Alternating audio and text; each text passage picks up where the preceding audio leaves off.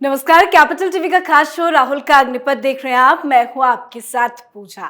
कल का दिन राहुल गांधी के लिए काफी अहम है। कल सुप्रीम कोर्ट में मोदी सर ने मानहानि मामले में अहम सुनवाई होनी है, जिसको लेकर सिर्फ राहुल गांधी ही नहीं बल्कि बेंगलुरु में जुटे सभी विपक्ष के नेता भी फैसले पर नजर गड़ाए हुए हैं। 2024 का लोकसभा चुनाव ही नहीं बल्कि आने वाले विधानसभा चुनाव पर भी इसका असर पड़ सकता है। इन सबसे बड़ी बात, अगर फैसला राहुल गांधी के पक्ष में नहीं आता है तो राहुल गांधी का करियर खत्म हो जाएगा।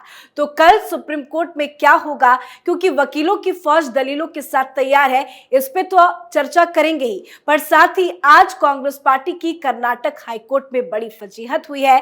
दरअसल अमित मालवीय के राहुल गांधी के ट्वीट को लेकर आज कर्नाटक की हाईकोर्ट में अहम सुनवाई हुई, जिसमें हाईकोर्ट की तरफ से अमित मालवीय को बड़ी राहत और कांग्रेस पार्टी को बड़ा झटका लगा है। इसी पे आज चर्चा करेंगे। बातचीत के लिए मेरे साथ स्टूडियो में मौजूद है कैपिटल टीवी के एग्जीक्यूटिव एडिटर राजीव जी। राजीव जी, बहुत बहुत स्वागत है आपका। धन्यवाद। कल सुप्रीम कोर्ट में क्या होगा उसको आपसे अच्छे से समझेंगे, पर आज कर्नाटक के हाईकोर्ट में कांग्रेस पार्टी को कितना बड़ा तमाचा लगा है। देखिए, कर्नाटक हाईकोर्ट ने जिस तरीके की बात कही है उससे शर्म आनी चाहिए सरकार को, सिद्धारमैया को, डीके शिव कुमार को, कि वो राहुल गांधी की चापलूसी में इतने अंधे हो गए हैं कि सरकार का गलत इस्तेमाल, पुलिस का गलत इस्तेमाल करते हैं। यही राहुल गांधी अब क्यों नहीं पूछते हैं अपने सीएम और डिप्टी सीएम से कि जो बार बार देश से लेकर विदेश तक यही बात करते रहे कि लोकतंत्र की हत्या हो रही है,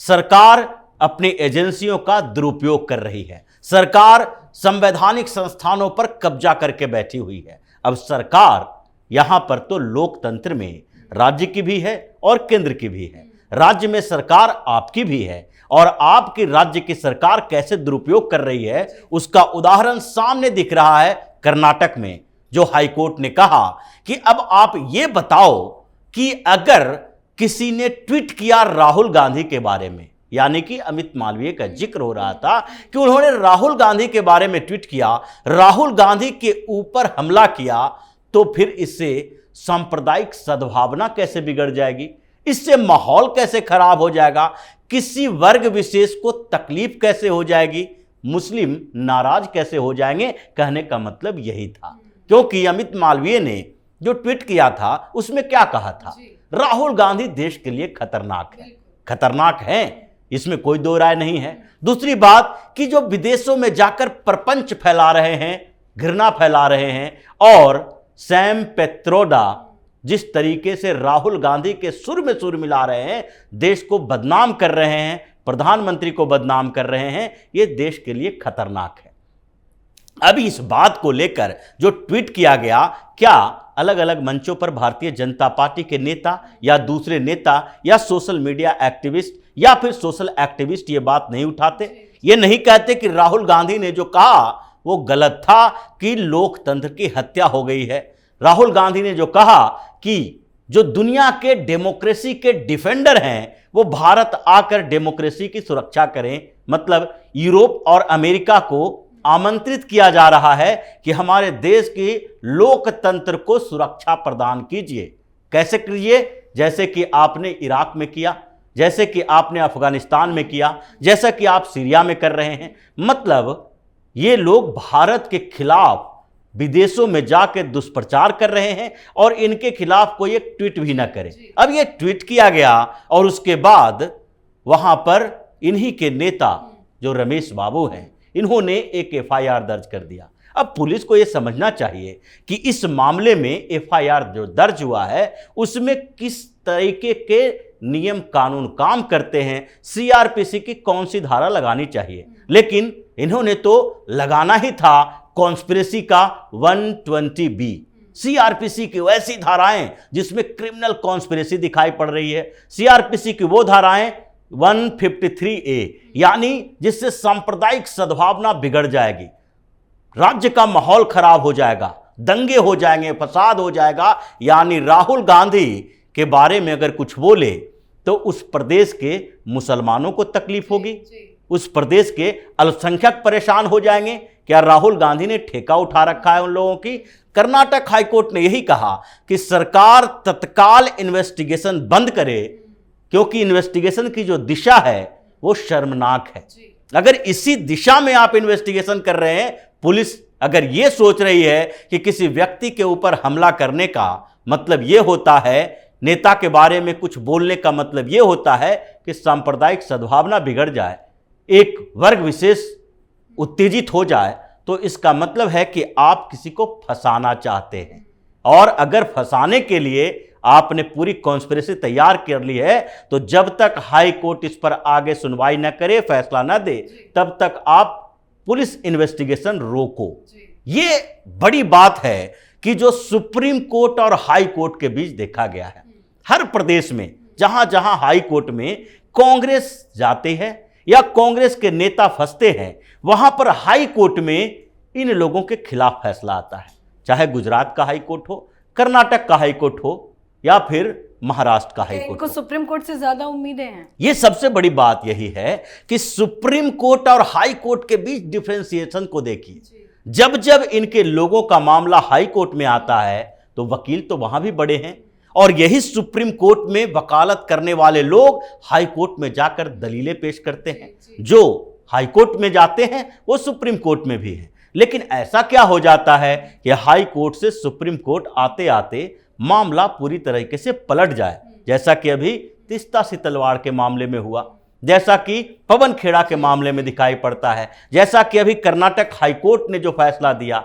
महाराष्ट्र के हाई कोर्ट ने पहले कई बार कांग्रेस और अपोजिशन पार्टी को बता दिया है, या फिर रांची या फिर पटना, हर जगह पर आप देखेंगे कि पटना हाई कोर्ट में भी इन लोगों को क्या कहा गया, कॉन्ट्रैक्ट के नाम पर, एम्बुलेंस कॉन्ट्रैक्ट पर मानहानि का यानी कि कोर्ट के अवमानना का केस दर्ज करने की बात कही गई नीतीश कुमार की सरकार पर। लेकिन जैसे ही ये सारी विपक्षी पार्टियां सुप्रीम कोर्ट में पहुंचती है, ये धारणा बदल जाती है। तो क्या हाई कोर्ट के जज और सुप्रीम कोर्ट के जज वहीं से निकल के सुप्रीम कोर्ट में आते हैं? तो ऐसे में सर क्या माना जाए, क्योंकि राहुल गांधी को हाई कोर्ट से बड़ा झटका लगा, कल अब सुप्रीम कोर्ट में सुनवाई होनी है, क्या उम्मीद की जाए? देखिए, उम्मीद तो बहुत कम है कि राहुल गांधी को राहत न मिले। अभी टाइम है, ऐसा नहीं है कि कल ही राहत मिलने की संभावना होगी, क्योंकि सुप्रीम कोर्ट में सुनवाई तो होनी है।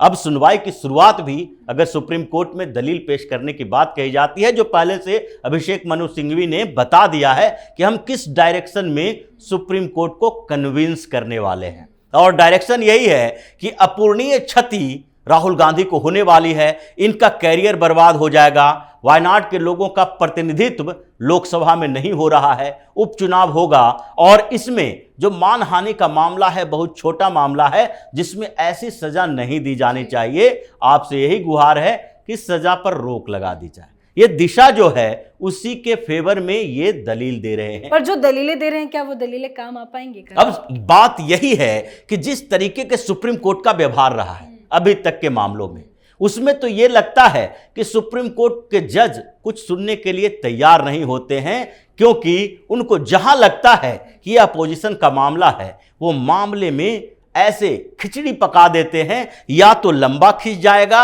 या फिर उसमें अपोजिशन के लिए एक रास्ता बन जाएगा। जैसे कि अभी अध्यादेश की ही बात है, जो दिल्ली सरकार के खिलाफ अध्यादेश लाया गया, अब यह संवैधानिक पीठ में भेजा गया है। क्यों? क्योंकि संवैधानिक पीठ इस पर लंबी सुनवाई करे, और हर बार जब सुनवाई हो तो कमेंट आए जजों का कि अध्यादेश ऑर्डिनेंस जो लाया जाता है वो राष्ट्रपति के माध्यम से लाया जाता है, जो एक डेमोक्रेसी के लिए खतरनाक है। अरविंद केजरीवाल जब सुप्रीम कोर्ट गए थे तो उसके पहले सुप्रीम कोर्ट के एक पूर्व जज ने आर्टिकल लिखा था इंग्लिश के अखबार में, और उस आर्टिकल में डिफेंड किया गया था कि इस डेमोक्रेसी के लिए ऑर्डिनेंस तो होना ही नहीं चाहिए। अगर डेमोक्रेसी है तो ऑर्डिनेंस की क्या जरूरत? आप एक चुनी हुई सरकार के माध्यम से पार्लियामेंट से कोई भी बिल पेश करें, पास करें और कानून बनाएं। ऑर्डिनेंस लाने का मतलब है ये ऑटोक्रेसी हो गया, और उसके बाद इनको रास्ता मिल गया सुप्रीम कोर्ट के ही पूर्व जज के हवाले से। ये यहां पर पहले परसेप्शन क्रिएट किया गया, और वही आर्टिकल ये सुप्रीम कोर्ट के जज भी पढ़ते हैं, और उनको लगता है कि जब ऐसा परसेप्शन डेवलप हो रहा है तो हमें भी इसमें उतरना चाहिए। कुछ ऐसी स्थिति हर मामले में देखने को मिल रही है। राहुल गांधी के मामले में भी ऐसा कुछ देखने को मिल सकता है, क्योंकि अब सुनवाई होनी है। सुनवाई होने के लिए पहले से कैविएट दाखिल किया हुआ है तो पूर्णेश मोदी की बात तो सुनी जाएगी। अब सुनी जाएगी बात, दोनों तरफ से तर्क होंगे और इस तर्क के बाद सुप्रीम कोर्ट को लगेगा कि राहुल गांधी को फिर से एक डायरेक्शन दिया जाना चाहिए, जैसे कि मोदी चोर है चौकीदार चोर के मामले में दिया गया था कि चौकीदार चोर करने की बात है, आपको एक सख्त निर्देश दिया जाता है, आप ऐसी बातें दोहराए नहीं, सजा देने की जरूरत नहीं है, क्योंकि राहुल गांधी को सजा देने का मतलब है देश के लोकतंत्र के ऊपर खतरा उत्पन्न करना। यह सुप्रीम कोर्ट के जजों को भी लगता है और यही बात है कि अब सुनवाई होगी तो पहले तो पक्ष और विपक्ष दोनों के तर्क सुने जाएंगे, लेकिन अंतिम फैसला लगभग ये माना जा रहा है अगर सुप्रीम कोर्ट के बेंच में इन लोगों को लग गया कि सिटिंग नहीं हो रही है तो ये लंबा खींचने की कोशिश करेंगे, क्योंकि इतना समय लगा है। और समय अभिषेक मनु सिंघवी ने क्यों लगाया, क्यों सीजेआई चंद्रचूड़ को इतने दिनों के बाद बोला और दिया और उसके बाद कहा कि एक बेंच बनाइए इसके लिए। अब बेंच बन गए, सुनवाई की जरूरत हो गई है, सुनवाई का डेट तय हो गया है, लेकिन यही अभिषेक मनु सिंघवी गुजरात हाईकोर्ट के जज को कन्विंस नहीं कर पाए। यही अभिषेक मनु सिंघवी जब दूसरे हाईकोर्ट में जाते हैं तो वहां पर सिटिंग काम नहीं आती है, कपिल सिब्बल की सिटिंग काम नहीं आती है। और यही 3-4 जज हैं जो कि सब राज्यसभा सांसद जाते हैं कांग्रेस के कोटे से। अभिषेक मनु सिंघवी भी हैं, केटीएस तुलसी भी हैं जो कांग्रेस के कोटे से छत्तीसगढ़ से हैं राज्यसभा सांसद। कपिल सिब्बल पहले कांग्रेस के कोटे से थे, अब समाजवादी पार्टी। ये सारे के सारे बड़े वकील, इन लोगों को मुफ्त में राज्यसभा कैसे भेजा जाता है जबकि इनका कोई पब्लिक में अपील नहीं है। मतलब कांग्रेस अब पूरी तरीके से मान चुकी है कि सुप्रीम कोर्ट यानी सिस्टम पर अपना कब्जा बरकरार रखो, और राहुल गांधी के पक्ष में अगर फैसला आता है तो फिर एक सवाल उठेगा सुप्रीम कोर्ट के ऊपर कि क्या जुडिशियरी में लोअर कोर्ट से लेकर हाई कोर्ट तक बिल्कुल ही बेकार है, उनके फैसलों का कोई मायने मतलब नहीं है। सारे जो जानकारी, कानून की विशेषज्ञता सिर्फ सुप्रीम कोर्ट के पास है, तो क्या इन कोर्ट्स कचहरियों को, नीचे वाले को बिल्कुल खत्म कर दिया जाना चाहिए? अब सुप्रीम कोर्ट के पास है कि इस पर फैसला देने से पहले राहुल गांधी और उस फैसले के प्रभाव को देखते हैं, जैसा कि गुजरात हाईकोर्ट ने देखा, या फिर यह देखते हैं वहां के जज कि हमको डेमोक्रेसी की सुरक्षा करनी है, कानून की नहीं। और डेमोक्रेसी की सुरक्षा करने के लिए जरूरी है कि राहुल गांधी जैसे लोगों को राहत देते रहो। चलिए देखते हैं कि कल कोर्ट में क्या कुछ सुनवाई होती है, क्या कुछ कोर्ट की तरफ से फैसला आता है। बहुत बहुत धन्यवाद सर समझाने के लिए।